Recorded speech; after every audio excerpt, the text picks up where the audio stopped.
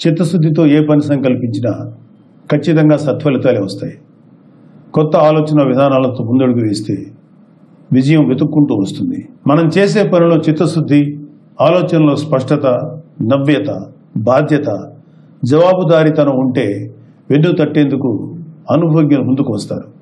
ఈ మాటలు ఎందుకు చెప్తున్నానంటే, ఆంధ్రప్రదేశ్ ఉప ముఖ్యమంత్రి పవన్ కళ్యాణ్ గారు తనకు అప్పగించిన బాధ్యతలను చిత్తశుద్ధితో నెరవేర్చే శక్తి సామర్థ్యాలు పుష్కలంగా ఉన్నాయి. తను చేసే ఆలోచనల్లో ఆచరణాత్మకత, కొత్తదనం కలిగిన వ్యక్తి.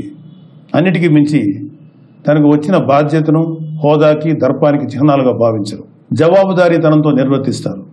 అందుకే గౌరవ ప్రధానమంత్రి శ్రీ నరేంద్ర మోడీ గారి నాయకత్వంలోని కేంద్ర ప్రభుత్వం గత 100 రోజుల్లో ఆంధ్రప్రదేశ్ రాష్ట్ర పంచాయతీరాజ్ గ్రామీణాభివృద్ధి శాఖకు ఇతోధికంగా ప్రోత్సాహిస్తూ నిధులు విడుదల చేస్తుంది. గౌరవ ముఖ్యమంత్రి శ్రీ చంద్రబాబు నాయుడు గారి అనుభవం, గౌరవ ఉప ముఖ్యమంత్రి గారి చిత్తశుద్ధి, జవాబుదారీతనం కలబోసిన ఆంధ్రప్రదేశ్ ప్రభుత్వం పాలనపై కేంద్రానికి విశ్వాసం కలిగింది.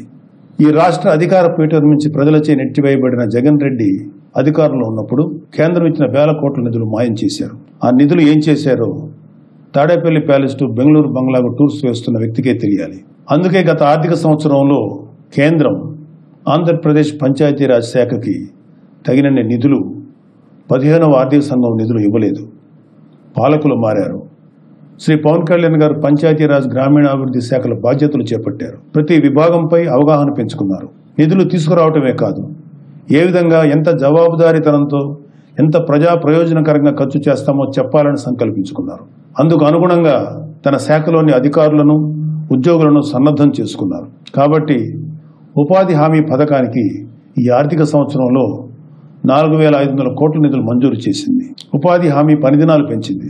ఈ నిధులతో 66,20,000 మందికి ఉపాధి లభిస్తుంది. ఈ పనుల వల్ల 42 లక్షల పేద కుటుంబాలకు పని లభిస్తుంది. 4,500 కోట్ల విలువైన ప్రజల అవసరాలు తీర్చగలిగే పనులు చేసుకోగలం.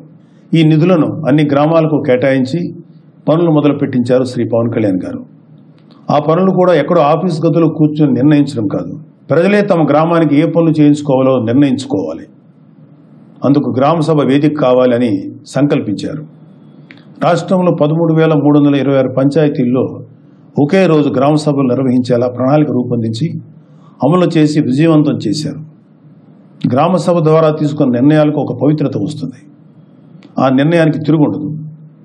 అదేవిధంగా గ్రామ సభ తీర్మానంలో లేని పనులేవీ చేయలేరు. స్థానిక ప్రభుత్వమైన పంచాయతీలకు మహర్దశ తీసుకొచ్చేలాగా గ్రామ సభలు నిర్వహించారు. ముఖ్యమంత్రి గారు, మంత్రులు, ఎమ్మెల్యేలు, ఎమ్మెల్సీలు, ఎంపీలు, కలెక్టర్ నుంచి ఎంపీడీఓల వరకు అందరూ గ్రామ సభలో కూర్చొని ప్రజల నిర్ణయాలు నమోదు చేసుకున్నారు. యావత్ దేశం ఈ గ్రామ సభలను పరిశీలించి ఒక మోడల్గా తీసుకుంది. కేంద్ర పంచాయతీరాజ్ గ్రామీణాభివృద్ధి శాఖ ఆ రోజునే సానుకూలంగా స్పందించింది. ఈ స్ఫూర్తితో అక్టోబర్ 2వ తేదీన దేశమంతా గ్రామ సభలు చేపట్టాలనే ఆలోచనలో కేంద్ర ప్రభుత్వం ఉంది.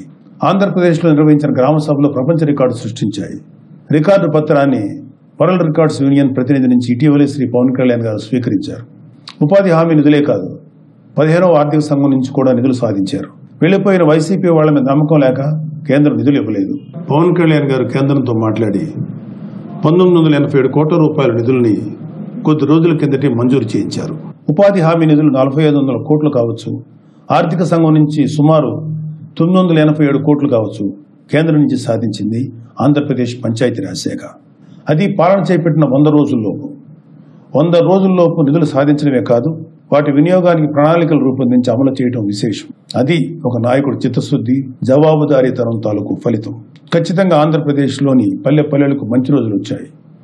స్వర్ణ పంచాయతీలు అనే కూటమి ప్రభుత్వ లక్ష్యం ఖచ్చితంగా సాధిస్తాం.